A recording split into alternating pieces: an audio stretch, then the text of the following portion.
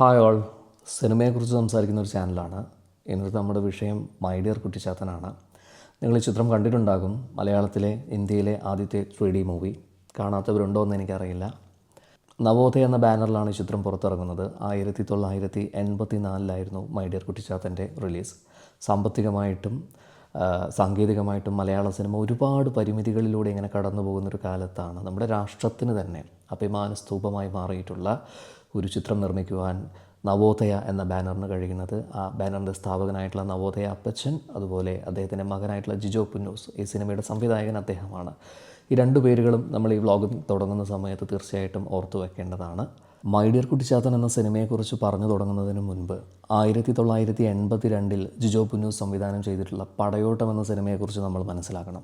ഇന്ത്യയിലെ ആദ്യകാലത്തെ 70mm സിനിമകളിൽ വളരെയധികം ശ്രദ്ധിക്കപ്പെട്ടിട്ടുള്ളൊരു ചിത്രമാണ് പടയോട്ടം. ഒരുപക്ഷെ ഇന്ത്യയിലെ ആദ്യത്തെ 70mm സിനിമ എന്ന് നമുക്ക് വേണമെങ്കിൽ പടയോട്ടത്തെ വിശേഷിപ്പിക്കാം. പക്ഷേ പലപ്പോഴും നമ്മൾ ഷോലെ എന്ന ചിത്രമാണ് ഇന്ത്യയിലെ ആദ്യത്തെ 70mm സിനിമയായിട്ട് കണക്കാക്കുന്നത്. ഈ ഷോലെ എന്ന മൂവി ഇന്ത്യയിലെ ആദ്യത്തെ 70mm സിനിമ എന്ന പേരിൽ ഇന്ത്യയൊട്ടാകെ സ്വീകരിക്കപ്പെട്ടിട്ടുള്ള ഒരു പോപ്പുലർ മൂവിയാണ്. പക്ഷേ ഈ ഷോലയുടെ ഒരു പ്രശ്നം എന്താണെന്ന് വെച്ചാൽ, ഷോലയുടെ ചിത്രീകരണം ഇന്ത്യയിലാണ് നടന്നതെങ്കിലും അതിൻ്റെ പോസ്റ്റ് പ്രൊഡക്ഷൻ വർക്കുകൾ മുഴുവനും ലോസ് ആഞ്ചലസിൽ വെച്ചിട്ടാണ് നടന്നിട്ടുള്ളത്, അല്ലെങ്കിൽ അവിടെയുള്ള സ്റ്റുഡിയോസിൽ വെച്ചിട്ടാണ് നടന്നിട്ടുള്ളത്. പൂർണ്ണമായിട്ട് ഇന്ത്യയിൽ ചിത്രീകരിക്കുകയും ഇന്ത്യയിൽ തന്നെ പോസ്റ്റ് പ്രൊഡക്ഷൻ വർക്കുകൾ നടക്കുകയും ചെയ്തിട്ടുള്ളൊരു ചിത്രമാണ് ജിജോ പുന്നൂസ് സംവിധാനം ചെയ്തിട്ടുള്ള പടയോട്ടം എന്ന മൂവി. ആ രീതിയിൽ നോക്കുന്ന സമയത്ത് ഇന്ത്യയിൽ പൂർണ്ണമായിട്ട് തദ്ദേശീയമായിട്ട് നിർമ്മിക്കപ്പെട്ടിട്ടുള്ള ആദ്യത്തെ 70mm ചിത്രമാണ് പടയോട്ടം. പടയോട്ടം എന്ന 70mm സിനിമയ്ക്ക് ശേഷം മറ്റൊരു ചലച്ചിത്ര വിപ്ലവത്തിൻ്റെ അണിയറയിലേക്ക് കടക്കുകയായിരുന്നു ജിജോ പുന്നൂസ്. അദ്ദേഹം വളരെ യാദൃശ്ചികമായിട്ട് അമേരിക്കൻ സിനിമാറ്റോഗ്രാഫർ എന്ന് പറയുന്ന ഒരു മാസിക വായിക്കാനിടയായി. അതിൽ നിന്നും 3D സാങ്കേതിക വിദ്യയെക്കുറിച്ച് മനസ്സിലാക്കുകയും അതിനെക്കുറിച്ച് കൂടുതലായിട്ട് അറിയാനായിട്ട് അദ്ദേഹം കാലിഫോർണിയയിലേക്ക് യാത്ര ചെയ്യുകയും ചെയ്തു. 1983 ജോസഫ് മാനുവൽ ആൽവസ് സംവിധാനം ചെയ്തിട്ടുള്ള ദ ജാസ് എന്ന 3D ചിത്രം അദ്ദേഹം കാലിഫോർണിയയിൽ വെച്ച് കാണാനിടയായി. കാലിഫോർണിയയിൽ നിന്നും നവോദയയുടെ ഓഫീസിലേക്ക് തിരിച്ചെത്തിയ ജിജോ പുന്നൂസിൻ്റെ കയ്യിൽ ദ ജാസ് എന്ന 3D ചിത്രത്തിൻ്റെ ഒരു പ്രിൻ്റ് ഉണ്ടായിരുന്നു. നവോദയയുടെ സ്ക്രീനിംഗ് ഹാളിൽ പ്രത്യേക 3D പ്രൊജക്ടറുകൾ സ്ഥാപിച്ച് നേരത്തെ ഉണ്ടായിരുന്ന സ്ക്രീനുകൾ മാറ്റി സിൽവർ മിശ്രിതം പൂശിയിട്ടുള്ള പുതിയ സ്ക്രീനുകൾ സ്ഥാപിച്ചുകൊണ്ട് നവോദയയിലെ ടെക്നീഷ്യന്മാർക്കും നവോദയ അപ്പച്ചനും വേണ്ടി ജിജോ പുന്നൂസ് ദ ജാസ് എന്ന 3D ചിത്രത്തിൻ്റെ ഒരു പ്രദർശനം നടത്തി. കാലിഫോർണിയയിൽ നിന്ന് കൊണ്ടുവന്നിട്ടുള്ള അനഗ്ലിഫ് കണ്ണടകൾ ഉപയോഗിച്ചുകൊണ്ടാണ് അവർ ആ സിനിമ കണ്ടത്. 3D സിനിമയുടെ പ്രദർശനത്തിന് ശേഷം നവോദയ അപ്പച്ചൻ 3D സിനിമകളിൽ ആകൃഷ്ടനാവുകയും മലയാളത്തിൽ ഒരു 3D സിനിമ നിർമ്മിക്കുന്നതിനെക്കുറിച്ച് ആലോചിക്കുകയും അതിൻ്റെ ഭാഗമായിട്ട് അത്തരത്തിലൊരു സിനിമ നിർമ്മിക്കുകയാണെങ്കിൽ 40 ലക്ഷം രൂപയോളം അനുവദിക്കാമെന്ന ഉറപ്പ് മകനായ ജിജോ പുന്നൂസിന് നൽകുകയും ചെയ്തു. നമ്മൾ ഓർക്കേണ്ട ഒരു കാര്യം, ഇന്ത്യയിൽ ഒരു ചലച്ചിത്ര പ്രസ്ഥാനവും 3D സിനിമകളെക്കുറിച്ച് ചിന്തിച്ചിട്ട് പോലും ഇല്ലാത്തൊരു കാലത്താണ് ഒരു 3D സിനിമയുടെ കാഴ്ചയിൽ നിന്ന് മലയാളത്തിൽ തന്നെ ഇങ്ങനൊരു സിനിമ നിർമ്മിക്കുവാനുള്ള തീരുമാനം നവോദയ അപ്പച്ചൻ എടുക്കുന്നത്. അങ്ങനെ ഇന്ത്യയിലെ തന്നെ ആദ്യത്തെ 3D സിനിമയുടെ അണിയറ പ്രവർത്തനങ്ങളിലേക്ക് ജിജോ പുന്നൂസും നവോദയ സിനിമാസും കടക്കുകയാണ്. അപ്പോൾ സിനിമാ ലോകത്തു നിന്നും ചലച്ചിത്ര മാസികകളിൽ നിന്നും എല്ലാം ഉയർന്നു വന്നിട്ടുള്ളൊരു ചോദ്യമുണ്ട്: ആരായിരിക്കും ഈ ആദ്യ 3D ചിത്രത്തിലെ നായകൻ എന്നുള്ളത്. അന്ന് നവോദയ സിനിമകളിലെ നിറസാന്നിധ്യമായിരുന്ന സൂപ്പർ താരം പ്രേം നസീർ ആയിരിക്കും ഈ ആദ്യ 3D ചിത്രത്തിലെ നായകനെന്ന് പലരും കരുതി. പക്ഷേ എല്ലാവരെയും അമ്പരപ്പിച്ചുകൊണ്ട് ഈ സൂപ്പർ താരങ്ങളെല്ലാം മാറ്റി നിർത്തിക്കൊണ്ട് ഒരു കൂട്ടം കുട്ടികളെയാണ് ഈ ചിത്രത്തിൻ്റെ കേന്ദ്ര കഥാപാത്രമായിട്ട് ജിജോ പുന്നൂസ് തിരഞ്ഞെടുക്കുന്നത്. 1980 KS സേതുമാധവൻ സംവിധാനം ചെയ്ത് പുറത്തിറങ്ങിയ ഓപ്പോൾ എന്ന സിനിമയിലൂടെ മികച്ച ബാലതാരത്തിനുള്ള ദേശീയ പുരസ്കാരം നേടിയ മാസ്റ്റർ അരവിന്ദാണ് ഈ സിനിമയിൽ കുട്ടിച്ചാത്തനായിട്ട് വേഷമിട്ടത്. ഒപ്പം master Mukesh, master Suresh, baby Sonia എന്നീ കുട്ടികളും ചിത്രത്തിൽ കുട്ടിച്ചാത്തൻ്റെ സുഹൃത്തുക്കളായിട്ട് അഭിനയിക്കുന്നു. ഈ സിനിമയിലെ മറ്റൊരു ശ്രദ്ധേയമായ കഥാപാത്രത്തെ അവതരിപ്പിച്ചിരിക്കുന്നത് ഹിന്ദി ചലച്ചിത്ര താരമായിട്ടുള്ള ദലീപ് താഹിലാണ്. ഇദ്ദേഹത്തോടൊപ്പം ഈ സിനിമയിൽ ഒരു വില്ലൻ കഥാപാത്രമായിട്ട് വേഷമിട്ടത് മലയാളത്തിൻ്റെ പ്രിയപ്പെട്ട കൊട്ടാരക്കര ശ്രീധരൻ നായരാണ്. ഒരു അന്യഗ്രഹജീവി പറക്കും തളികയിലൂടെ സഞ്ചരിച്ച് ഭൂമിയിലെത്തിച്ചേരുകയും ഇവിടെയുള്ള കുട്ടികളുമായിട്ട് ചങ്ങാത്തം സ്ഥാപിക്കുകയും ചെയ്യുന്ന തരത്തിലുള്ളൊരു കഥയായിരുന്നു ഈ 3D ചിത്രത്തിന് വേണ്ടി ആദ്യം ജിജോ ആലോചിച്ചിരുന്നത്. പിന്നീട് എഴുത്തുകാരനായ രഘുനാഥ് പാലേരി, സംവിധായകനായിട്ടുള്ള പത്മരാജൻ, കാർട്ടൂണിസ്റ്റ് ടോംസ്, അമർ ചിത്രകഥാകാരനായിട്ടുള്ള അനന്ത് പൈ തുടങ്ങിയവരുമായിട്ടുള്ള ചർച്ചകളിൽ നിന്ന് കുട്ടികളുമായിട്ട് ചങ്ങാത്തം സ്ഥാപിക്കുന്നൊരു കുട്ടിച്ചാത്തൻ്റെ കഥ എന്ന രീതിയിൽ ഈ 3D ചിത്രത്തെ അവതരിപ്പിക്കുവാൻ ജിജോ തീരുമാനിക്കുകയായിരുന്നു. ജിജോ പുന്നൂസിൻ്റെ ഈ ഒരു ആശയം വികസിപ്പിച്ച് തിരക്കഥയാക്കി മാറ്റുന്നത് രഘുനാഥ് പാലേരിയാണ്.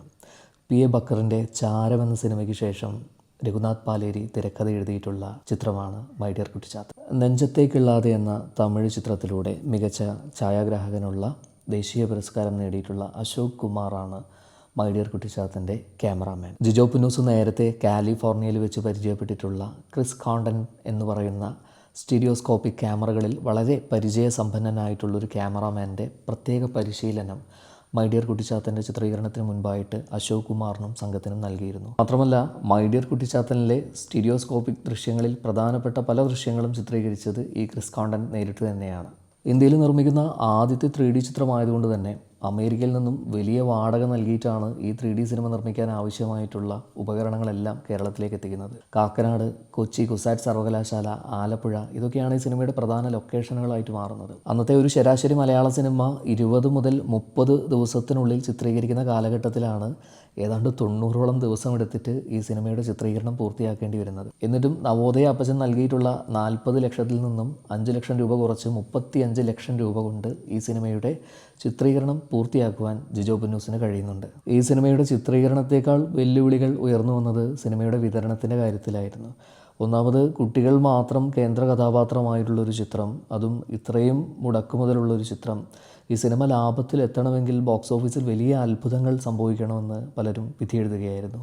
അങ്ങനെ മറ്റു വിതരണക്കാരുടെ സഹായ സഹകരണങ്ങൾ മൈ ഡിയർ കുട്ടിച്ചാത്തൻ്റെ വിഷയത്തിലുണ്ടാകില്ലെന്ന് മനസ്സിലാക്കിയ നവോദയ അപ്പച്ചൻ ഈ സിനിമ മലയാളത്തിൽ സ്വന്തമായി വിതരണത്തിനെത്തിച്ചു. സാധാരണ സ്ക്രീനുകളിൽ, പ്രൊജക്ടറുകളിൽ പ്രദർശിപ്പിക്കുവാൻ കഴിയുന്ന ഒന്നല്ലല്ലോ 3D സിനിമ. അതുകൊണ്ട് തന്നെ മൈ ഡിയർ കുട്ടിച്ചാത്തൻ പ്രദർശിപ്പിക്കുവാൻ താല്പര്യം അറിയിച്ച് മുന്നോട്ട് വന്ന തിയേറ്റർ ഉടമകളുമായി സഹകരിച്ചുകൊണ്ട് ആ തിയേറ്ററുകളിൽ പ്രത്യേക സ്ക്രീനുകൾ സജ്ജീകരിക്കുവാനും പ്രത്യേക പ്രൊജക്ടറുകൾ സ്ഥാപിക്കുവാനും സിനിമ പ്രദർശിപ്പിക്കാൻ ആവശ്യമായിട്ടുള്ള അനഗ്ലിഫ് കണ്ണടകൾ നിർമ്മിക്കുവാനും നവോദയ എന്ന ബാനർ തയ്യാറായി.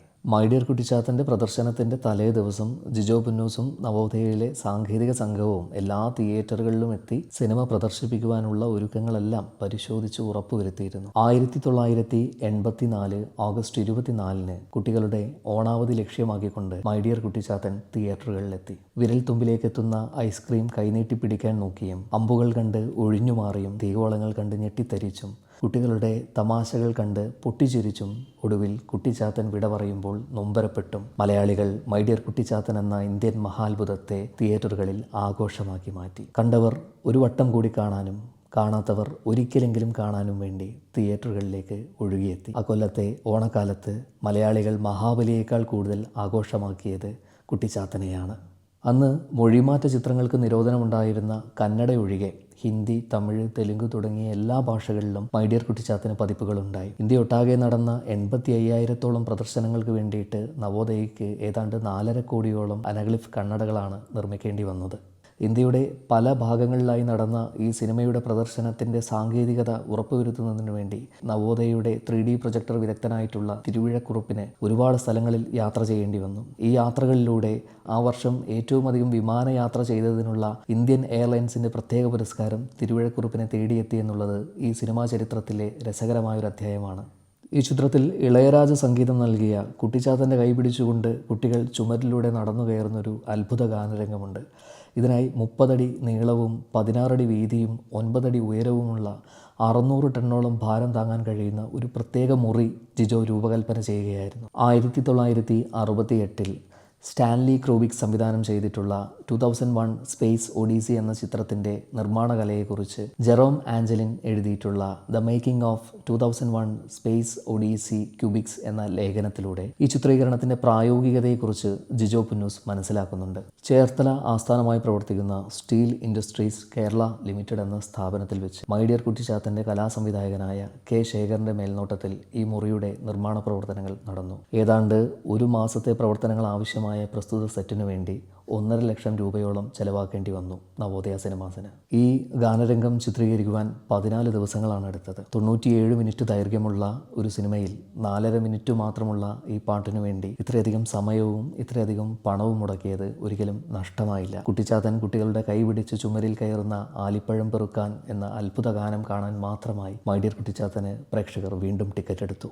മാത്രമല്ല, കറങ്ങുന്ന ഈ അത്ഭുത മുറി ചെന്നൈയിലുള്ള നവോദയയുടെ ഉടമസ്ഥതയിലെ കിഷ്കിന്ദ പാർക്കിൽ വർഷങ്ങളോളം സന്ദർശകർക്ക് വേണ്ടി പ്രദർശിപ്പിക്കുകയും ചെയ്തു. ഇതിനിടെ തമിഴ്നാട്ടിൽ വളരെ അപ്രതീക്ഷിതമായ ഒരു വിവാദം മൈ ഡിയർ കുട്ടിച്ചാത്തന് നേരെ ഉയർന്നു വന്നു. മൈ ഡിയർ കുട്ടിച്ചാത്തൻ കാണാൻ ഉപയോഗിക്കുന്ന 3D ദൃശ്യങ്ങൾ അനുഭവപ്പെടാൻ ഉപയോഗിക്കുന്ന അനഗ്ലിഫ് കണ്ണടകൾ നേത്ര സംബന്ധമായ രോഗങ്ങൾക്ക് കാരണമാകുമെന്ന ഒരു അഭ്യൂഹം തമിഴ് സിനിമാ പ്രേക്ഷകർക്കിടയിൽ പ്രചരിച്ചു. മദ്രാസ് ഐ എന്ന പേരിൽ അറിയപ്പെട്ടിരുന്ന ഈ നേത്ര രോഗത്തിന് മൈ ഡിയർ കുട്ടിച്ചാത്തൻ എന്ന 3D ചിത്രം കാണാൻ ഉപയോഗിച്ച അനഗ്ലിഫ് കണ്ണടകളുമായിട്ട് യാതൊരു ബന്ധവുമില്ല എന്ന് പ്രേക്ഷകരെ ബോധ്യപ്പെടുത്താനായിട്ട് രജനീകാന്ത്, പ്രേം നസീർ, നാഗാർജുന, അമിതാഭ് ബച്ചൻ തുടങ്ങിയ താരങ്ങളെ കൊണ്ട് ഈ സിനിമ തുടങ്ങുന്നതിന് മുൻപായിട്ട് 3D ടെക്നോളജിയെക്കുറിച്ച് വിശദീകരിക്കുന്ന ഒരു ന്യൂസ് റീല് നവോദയ അപ്പച്ചൻ കൂട്ടിച്ചേർക്കുന്നുണ്ട്. സിനിമാ പ്രേക്ഷകർ വളരെയധികം ആരാധിക്കുന്ന, അവർ വിശ്വസിക്കുന്ന സൂപ്പർ താരങ്ങൾ തന്നെ 3D ടെക്നോളജിയെക്കുറിച്ച് ഇത്തരത്തിലൊരു വിശദീകരണം നൽകുമ്പോൾ അവർക്ക് മൈ ഡിയർ കുട്ടിച്ചാത്തനെ കുറിച്ചിട്ടുള്ള എല്ലാ തെറ്റിദ്ധാരണകളും ഇല്ലാതാവുകയാണ്. അതോടൊപ്പം തന്നെ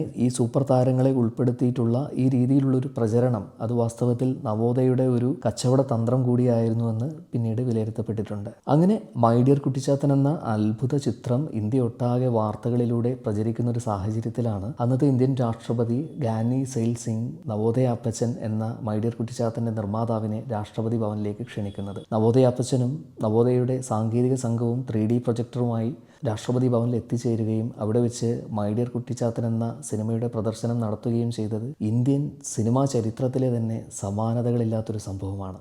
ഈ സംഭവത്തിന് ശേഷം കേരള നിയമസഭയിലെ അംഗങ്ങൾക്ക് വേണ്ടിയിട്ട് മൈ ഡിയർ കുട്ടിച്ചാത്തൻ്റെ പ്രത്യേക പ്രദർശനം നവോദയ അപ്പച്ചൻ സംഘടിപ്പിക്കുന്നുണ്ട്. കേരള രാഷ്ട്രീയത്തിലെ പ്രമുഖരായിട്ടുള്ള വ്യക്തികൾ 3D കണ്ണട ഉപയോഗിച്ചുകൊണ്ട് മൈ ഡിയർ കുട്ടിച്ചാത്തൻ കണ്ട് ആസ്വദിക്കുന്ന വീഡിയോ പിന്നീട് നേരത്തെ സൂപ്പർ താരങ്ങളുടെ ന്യൂസ് റീലുകൾ സിനിമയ്ക്ക് മുൻപായി കാണിച്ചതുപോലെ ഈ രാഷ്ട്രീയ നേതാക്കളിരുന്ന് സിനിമ കാണുന്ന ന്യൂസ് റീലും ഈ സിനിമയുടെ പരസ്യ പ്രചരണത്തിൻ്റെ ഭാഗമായിട്ട് നവോദയ അപ്പച്ചൻ ഉപയോഗപ്പെടുത്തുന്നുണ്ട്. കേരളത്തിലെ പല സ്കൂളുകളിൽ നിന്നും വിദ്യാർത്ഥികൾ അധ്യാപകർക്കൊപ്പം കൂട്ടമായിട്ട് തിയേറ്ററുകളിൽ മൈ ഡിയർ കുട്ടിച്ചാത്തൻ കാണാനെത്തി. ഇങ്ങനെ എത്തിച്ചേരുന്ന കുട്ടികൾക്ക് ടിക്കറ്റിൽ ചെറിയ ഇളവുകളും അനുവദിച്ചു കൊടുത്തിരുന്നു. കുട്ടികളെ കേന്ദ്ര കഥാപാത്രമാക്കി എന്ന കാരണം കൊണ്ട് വിതരണക്കാർ ഏറ്റെടുക്കാൻ മടിച്ച ഒരു മലയാള ചിത്രം അക്കാലം വരെ മലയാള സിനിമ കണ്ടതിൽ വെച്ച് ഏറ്റവും വലിയ ബോക്സ് ഓഫീസ് വിജയമായി മാറിയ ചരിത്രമാണ് മൈ ഡിയർ കുട്ടിച്ചാത്തൻ്റേത്. ഈ സിനിമയ്ക്കൊപ്പം തന്നെ കുട്ടിച്ചാത്തനെക്കുറിച്ച് ധാരാളം കെട്ടുകഥകളും മിത്തുകളും ഒക്കെ പ്രചരിക്കാൻ തുടങ്ങുന്നുണ്ട്. നാടകത്തിലും സീരിയൽ രംഗത്തും സാഹിത്യത്തിലുമൊക്കെ കുട്ടിച്ചാത്തന് അനുകരണങ്ങളുണ്ടാവുന്നു. പിൽക്കാലത്ത് ഇന്ത്യൻ സിനിമയിൽ തന്നെ 3D ചിത്രങ്ങളുടെ ഒരു കുത്തൊഴുക്കിന് മൈ ഡിയർ കുട്ടിച്ചാത്തൻ കാരണമാകുന്നുണ്ട്. 1985 വിജയകാന്തിനെ നായകനാക്കി ആർ ത്യാഗരാജൻ സംവിധാനം ചെയ്ത അണ്ണേ ഭൂമിയാണ് തമിഴ്നാട്ടിലെ ആദ്യ 3D ചിത്രം. TK രാജീവ് കുമാറിൻ്റെ സംവിധാനത്തിൽ KP നമ്പ്യാതിരി ചിത്രീകരിച്ചിട്ടുള്ള ദൃശ്യങ്ങൾ കൂട്ടിച്ചേർത്തുകൊണ്ട് 1997 മൈ ഡിയർ കുട്ടിച്ചാത്തൻ വീണ്ടും തിയേറ്ററുകളിൽ പ്രദർശനത്തിനെത്തുന്നുണ്ട്. ഇത്തവണ മലയാളത്തിനു പുറമെ ഹിന്ദിയിൽ ചോട്ടാ ചേതൻ എന്ന പേരിലാണ് ഈ ചിത്രം റിലീസിനെത്തിയത്. മലയാളത്തിലെ ആദ്യത്തെ DTS ചിത്രം കൂടിയായിരുന്നു മൈ ഡിയർ കുട്ടിച്ചാത്തൻ്റെ രണ്ടാം പതിപ്പ്. മൈ ഡിയർ കുട്ടിച്ചാത്തൻ്റെ ഒന്നാം പതിപ്പിനേക്കാൾ വലിയ സാമ്പത്തിക വിജയമായിരുന്നു രണ്ടാം പതിപ്പ്. ഈ ചിത്രത്തിലാണ് സലീം കുമാർ, കലാഭവൻ മണി, ജഗതി ശ്രീകുമാർ, ഇന്ദ്രൻസ് തുടങ്ങിയ താരങ്ങളെ നമ്മൾ കാണുന്നത്. പിൽക്കാലത്ത് ടെലിവിഷനിൽ സംപ്രേഷണം ചെയ്തു തുടങ്ങിയതും ഈ രണ്ടാം പതിപ്പായിരുന്നു. മൈ ഡിയർ കുട്ടിച്ചാത്തൻ്റെ തമിഴ് പതിപ്പ് തമിഴ് സംവിധായകനും നിർമ്മാതാവുമായിട്ടുള്ള രാമനാരായണൻ പിന്നീട് സ്വന്തമാക്കി.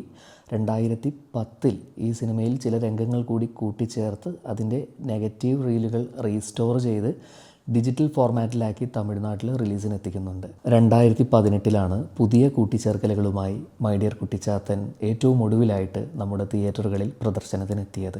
ആ പതിപ്പിലാണ് പ്രകാശ് രാജ്, ഊർമിള, സന്താനം തുടങ്ങിയ താരങ്ങളെ നമ്മൾ കാണുന്നത്. ഒരു സിനിമ തന്നെ പല കാലങ്ങളിൽ സിനിമയുടെ സാങ്കേതികപരമായിട്ടുള്ള പരിവർത്തനത്തിലൂടെ ഏറ്റവും കൂടുതൽ തവണ റിലീസിനെത്തി എന്ന ഒരു ചരിത്ര റെക്കോർഡ് കൂടി മൈ ഡിയർ കുട്ടിച്ചാത്തന് മാത്രം അവകാശപ്പെട്ടതാണ്.